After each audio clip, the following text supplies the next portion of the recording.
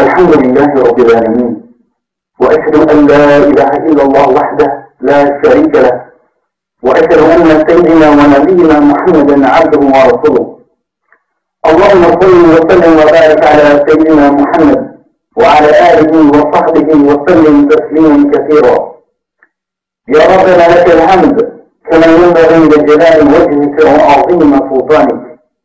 يا أيها الذين آمنوا اتقوا الله وقولوا قولا سديدا يصلح لكم أعمالكم ويغفر لكم ذنوبكم، ومن يطع الله ورسوله فقد فاز فوزا عظيما. أما بعد، بسم الله الرحمن الرحيم. The following is a DVD prepared in order for our brothers and our sisters in Iman to learn and perfect their salah. It is also prepared for them to enable them to learn their prayer. It is according to the madhab of Abu Hanifa rahimahullah, and we ask and plead with the listener that he takes the time to perfect his salah by taking a teacher in order to learn the steps according to his. Istinja is the washing of the two private parts of the body. Istinja must be performed before the wudu. After one has exited any filth from his body from the two parts, after urinating, he must purify his dhakr. The area which needs to be purified is the point of exit and anywhere where the filth has spread. He must gently rub his dhakr after he has urinated to ensure that all urine has been removed from the path. In his rear exit, he must ensure that no filth be removed to another part of his body. When washing, he should ensure that the exit is clear and clean from any filth. Wudu. It is obligatory upon the one who wishes to recite the Quran, to pray, to circumambulate the Kaaba, to perform the wudu. The following footage shows how one should correctly perform the wudu. Please note that each part which is washed in the footage must be washed thoroughly. The intention for wudu is sunnah. I said to purify myself from all impurities. Bismillah ar-Rahman ar-Rahim.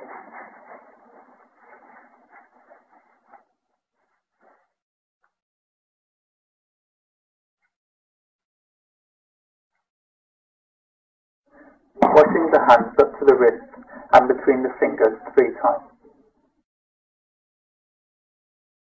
Using miswak or toothstick, starting on the upper teeth from right to left, cleaning each tooth 3 times, and then repeat for the lower teeth.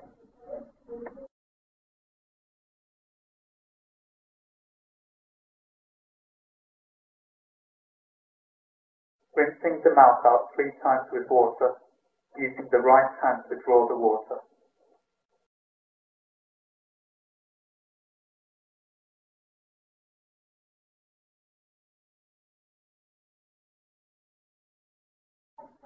Rinsing the nostrils 3 times with water, drawing the water with your right hand and cleaning the nostrils with your left hand.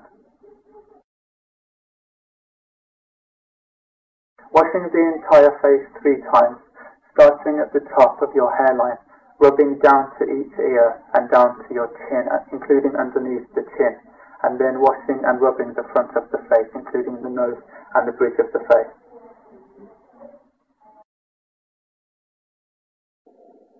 Washing both arms up to and including the elbows and hands 3 times.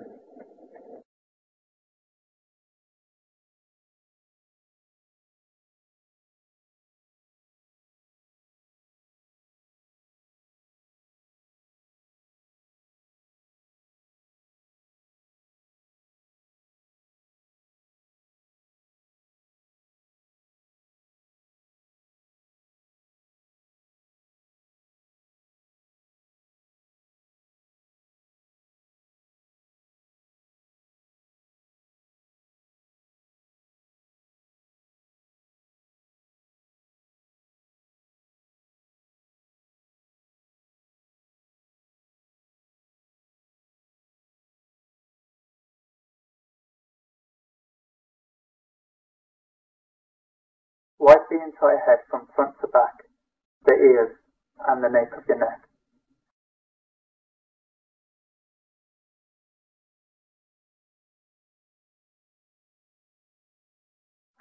Washing both feet up to and including the ankles and between your toes 3 times each.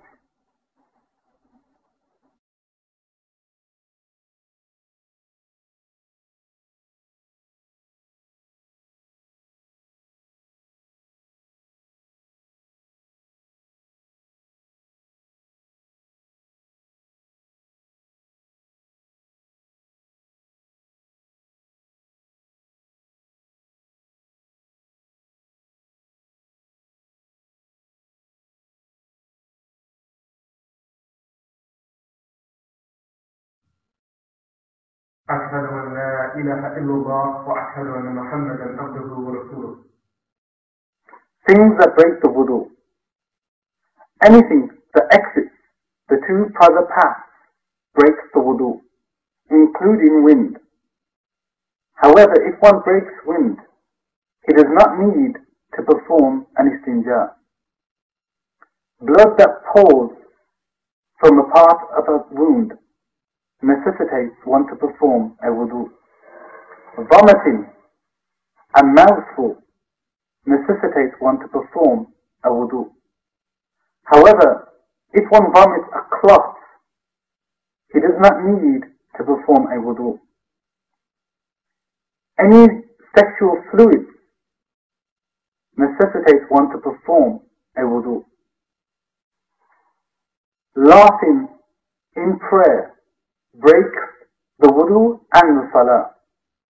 If someone laughs in their prayer, they will need to perform the wudu and also repeat the salah.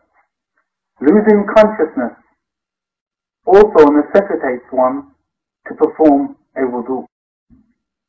Sleeping, lying down or leaning against something, that if that something is removed, he will fall, necessitates one to perform a wudu. Khuf. Khuf are black leather socks. They are sunnah. Instead of washing the feet, one may perform the wiping of the khuf. In order to perform the wiping of the khuf, one must put them on in a state of purification. Therefore, he must perform a complete wudu. Once he does so, he may wear the khuf. The khuf have a time scale. They are 1 day and 1 night for one who is a resident of a town. As for the traveller, it is 3 days and 3 nights. The time scale starts from the time that he firstly breaks his wudu, either by breaking wind or by using the bathroom. That which breaks the wiping of the khuf. You may not wipe on the khuf if there is a tear in the khuf which is greater than 3 fingers. You may not wipe on the khuf if the time scale has expired. You may not wipe on the khuf if you take them off. The method of performing the wiping of the khuf.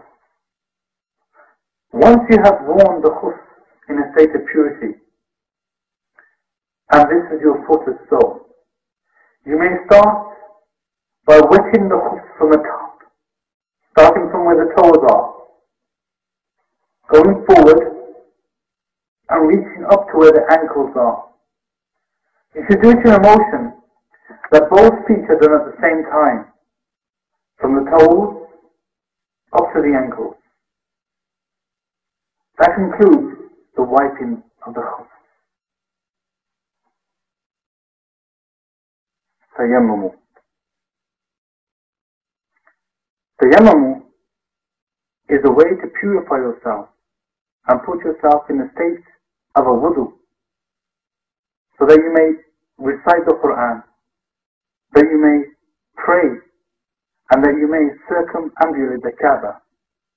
When water is not available, one may perform at tayammum as long as the following conditions or any of the following conditions apply. That there is no water available for the person to perform a wudu with. Distance. That between the person and the water is a distance of 1 mile or more. Illness.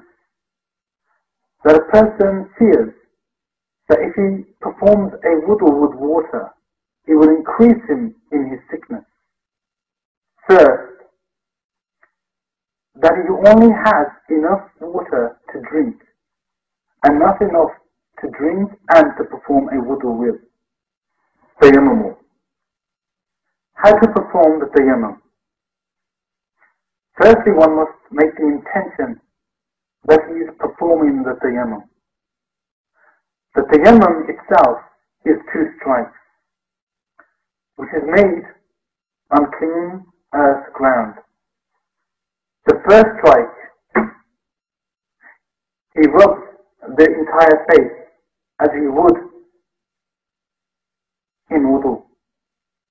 The second strike, which he makes on the ground, he uses to rub the naked full arm, which includes the elbow, first the right and then the left. That which breaks the tayammum. It is vital to understand the time scale of the tayammum. It is taken in the same concept as the time scale of the entrance of a prayer to the leaving of a prayer. For instance, the entrance of the time of Zuhr and the ending of the time of Zuhr is the starting point of the Asr prayer. If one performs a tayammum at Zuhr prayer, its cancellation or the breaking of the tayammum would happen once the Zuhr prayer had expired and the Asr prayer had entered. The breaking of the tayammum also includes anything that breaks the wudu, which has been previously mentioned.